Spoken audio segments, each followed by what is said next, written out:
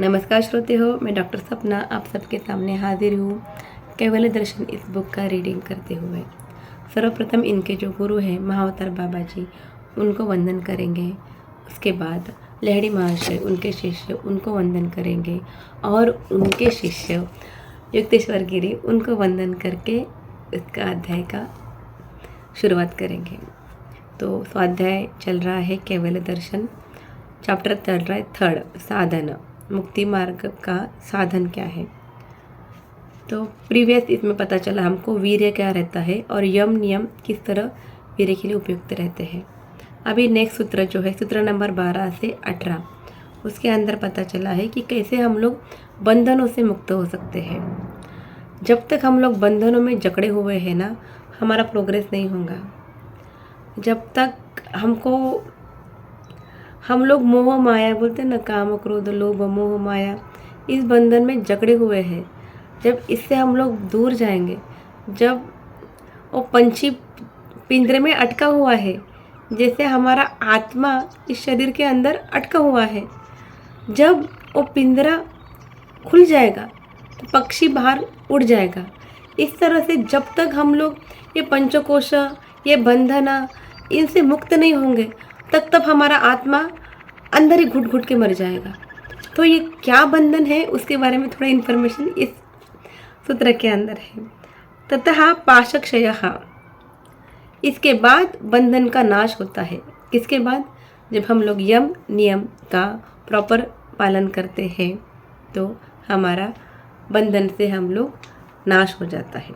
कौन से बंधन का नाश होता है? यम नियम का रूल्स रेगुलेशन जो पालन करते हैं, उसके बाद क्या होता है? तो घृणा, लज्जा, भय, शोक, जुगुप्सा, जाति कुलमानः, पाशाष्टकम, तदा चित्तस्य महत्वम वीरत्वम वा। पाश अष्टकम यानी क्या? ये 8 बंधन उन्होंने बताए हैं। 8 बंधन यानी क्या? ये जो बंधन है बांधना, ये तो सबको पता है। उससे क्या होता है पता है? हमारा ऑरा संकुचित हो जाता है। और जैसे हमारा ऑरा संकुचित हो जाता है ना, वैसे हमको ये सृष्टि सत्य लगती है। हमको आध्यात्मिकता के अंदर का निरस्ता आने का कारण है बंधन। जब ये बंधन से मुक्त हो जाएंगे तभी हमको पता चलेगा कि सृष्टि उत्पत्ति ही एक्चुअली एक भ्रम है और हम तुम सब कुछ एक मोह माया से जकड़े हुए व्यक्ति है। हम भी सब विलीन होने वाले हैं। वो क्या है बंधन? तो नंबर 1 है घृणा। घृणा यानी क्या? तो नफरत करना। किसी से जब हम लोग नफरत करते हैं तो वो नफरत जब हम लोग करते हैं ना, तो सामने वाले को कितना इफेक्ट होता है वो पता नहीं, मगर हमको तो उसका अफेक्ट बहुत ज़्यादा हो जाता है। यानी we are affected because of the नफरत।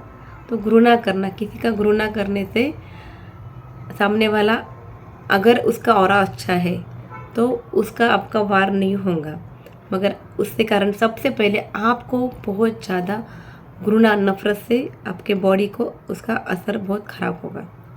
उसके बाद है लज्जा। लज्जा यानी क्या? बदनामी, लज्जित होना, शर्मिंदगी, अपमानित होना। ये मुझे किसी ने अपमान किया, मुझे यहाँ पे जाने पर शर्म, मेरे पास कपड़े का अच्छे नहीं है, उन्होंने ब्रांडेड कपड़े पहने। ओके, बहुत सारा लेडीज़ का तो बहुत ही रहता है, ज्वेलरी उनके पास अच्छा है, हमारे पास नहीं। इवन बिजनेस के अंदर भी, या हम लोग अगर कहीं काम कर रहे तो मेरे फ्रेंड मेरे साथ काम कर रहे हैं, उसका पोस्ट अच्छा है, मेरा पोस्ट कम है, तो मुझे शर्मिंदगी पैदा होती है। तो ये शर्मिंदगी है, लज्जा, इससे हम लोग मुक्त हो जाते हैं, क्योंकि हमको पता चल जाता है कि हमको इनर वर्ल्ड जर्नी करना है और वहाँ पे प्रोग्रेस करना है, ना कि आउटर वर्ल्ड के अंदर। उसके बाद है भय, फियर तो देखो सबको पता है, जब भी हम लोग को डर लगता है तब पेट में एक तरह से सिकुड़न हो जाती है, वही है ऑरा का संकुचन हो जाना। तो जब भी भय होता है ना, तब हमारे बॉडी के अंदर साइंटिफिकली अगर बताया गए तो हमारे बॉडी के अंदर हैप्पी हार्मोन्स रहते हैं और कुछ एंजाइटी वाले हार्मोन्स रहते हैं, स्ट्रेस हार्मोन बोलते हैं उसको। जब हम लोग खुश रहते हैं तब हमारे हैप्पी हार्मोन सीक्रेट होते हैं और उससे हमारे बॉडी अच्छा इम्यूनिटी पावर बढ़ता है। मगर जब हम लोग दुखी रहते हैं, जब हम लोग भय, शोक, इतने भी बंधन है उससे जब बंधे हुए रहते हैं ना, तब हमारे बॉडी के अंदर का स्ट्रेस लेवल बढ़ जाता है। और स्ट्रेस लेवल बढ़ने का कारण है यही 8 बंधन। और उससे क्या होता है, हमारे बॉडी के अंदर एक कॉर्टिसोल नाम का हार्मोन है, वो होता है सीक्रेट।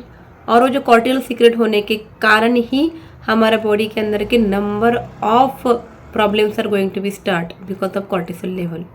ऐसा बोलते हैं ना कि 90% जो बीमारी है हमारे बॉडी के अंदर के वो साइकोसोमेटिक है और 10% बीमारी सोमेटिक यानी रियल बीमारी है। तो 90% इतना नंबर क्यों बताया उसको? Because of this only, because of this बंधनस we are secreting number of cortisol hormone and because of this cortisol hormone our body is get affected. And जब बॉडी वीक हो जाता है उस टाइम में अगर हम लोग घूम रहे हैं इधर उधर, बाजू वाला आदमी छींक रहा है तो वो छींक में से जो वायरस बैक्टीरिया आते हैं वो तुरंत हम पे इफ़ेक्ट करते हैं। क्यों? बिकॉज हमारी इम्यूनिटी पावर कम हो जाता है।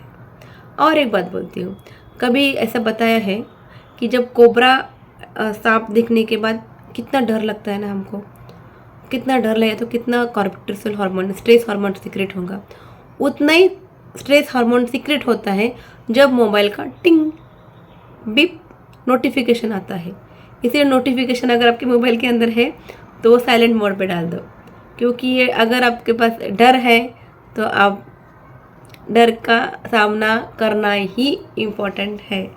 तो ये यम नियम अगर हम लोग अच्छे से पालन कर रहे हैं तो हम लोग डर से भी दूर भाग सकेंगे। ठीक है, क्या करेगा सामने वाला, किस लिए डर रहे हैं, कितना बुरा होगा हमारे साथ। जब कोई हमारा बुरा करने का कोशिश करता है तो खुद का भी वो खराबी कर देता है और हमारा भी अगर कल्याण, अगर हम बचना है डर से तो उतना ही हमको ज़्यादा ध्यान करना पड़ेगा, उतना ही ज़्यादा हमको यम नियम का पालन करना पड़ेगा। उसके बाद है शोक, दुखी होना, जब देखो तब दुखी। मेरे पास ये नहीं, मेरे पास कंटिन्यूस कंप्लेंटिंग एंड दुखी आत्मा को कोई नहीं सुधार सकता और दुखी आत्मा कभी भी खुश नहीं हो सकता।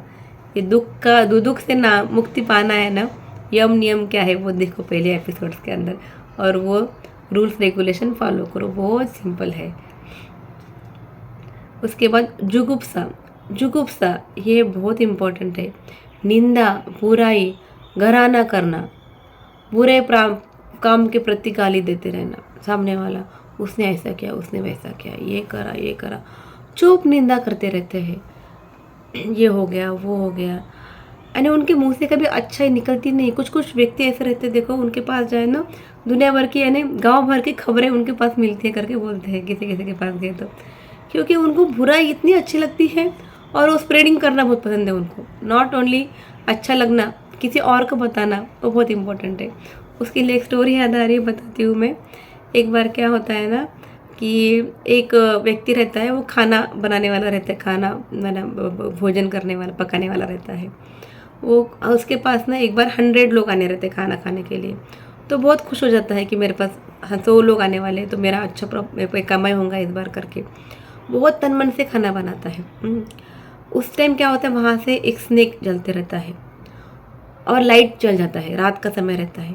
वो स्नेक वहाँ पे ही स्पिट आउट करता है, थूकता है, उनके गले से कुछ तो बाहर निकलता है, तो विष निकल गया बाहर, वो गलती से खाने के अंदर चला गया।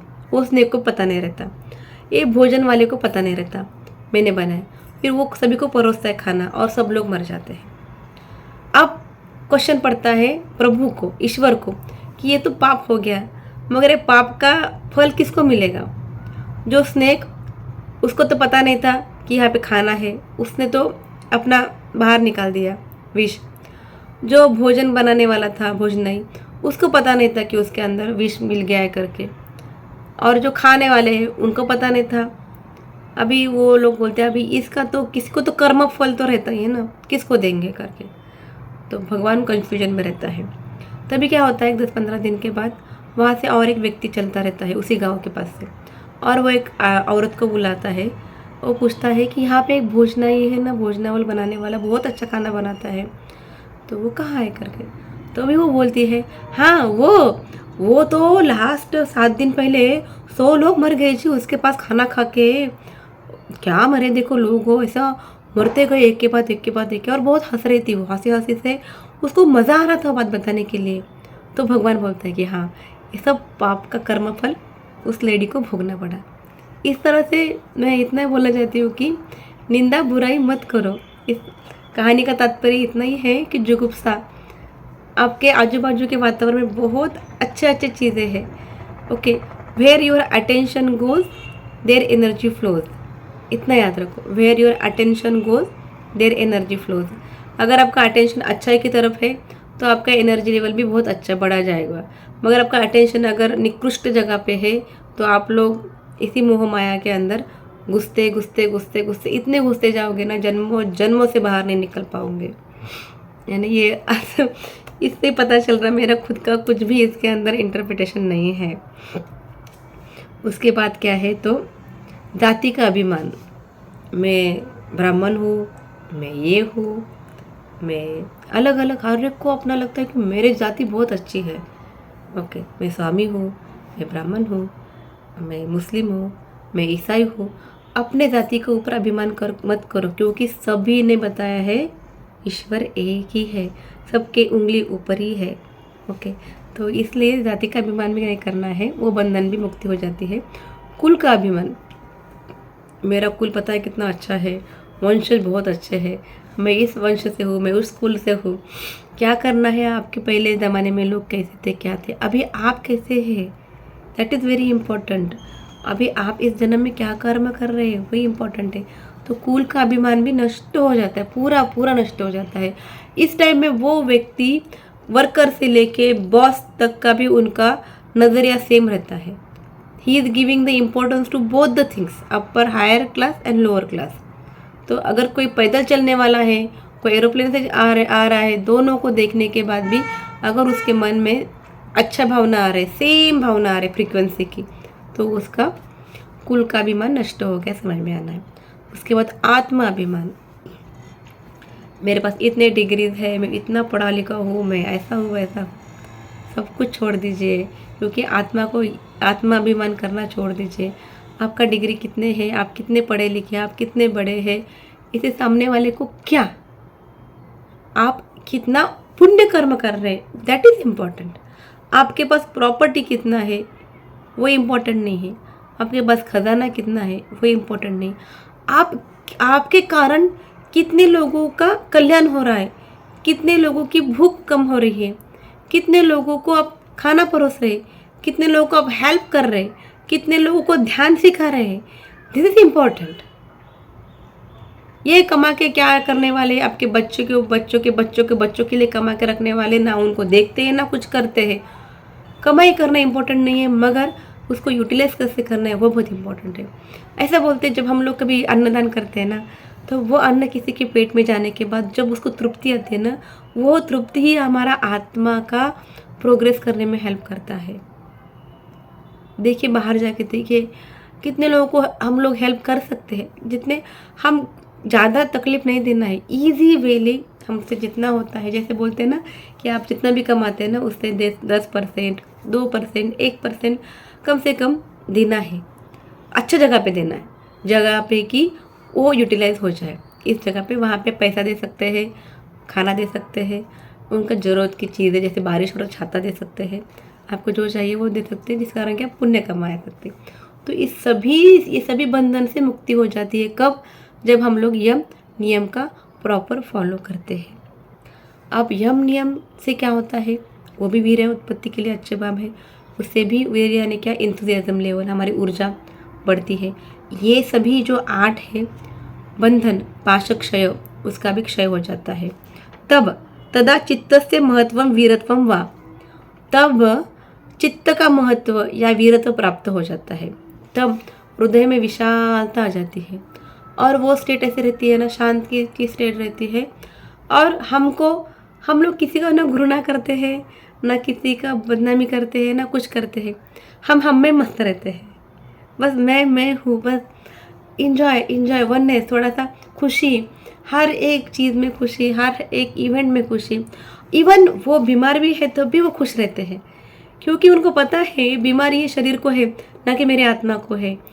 ये परमहंस योगानंद भी कहते हैं, जब भी बीमारी रहती है ना, तो वो बीमारी व्यक्ति का मन कम करती है, सिकोड़ती है। उस टाइम में अगर वो व्यक्ति को पता है कि मेरा शरीर महत्वपूर्ण नहीं है, मेरा आत्मा महत्वपूर्ण है, तो बीमारी से वो अफेक्ट नहीं होंगे। तो इस तरह से आज का टॉपिक यहाँ पे ख़त्म करूँगी, और 2 श्लोका थे वो नेक्स्ट टॉपिक में स्टार्ट करूँगी। तब तक के लिए धन्यवाद।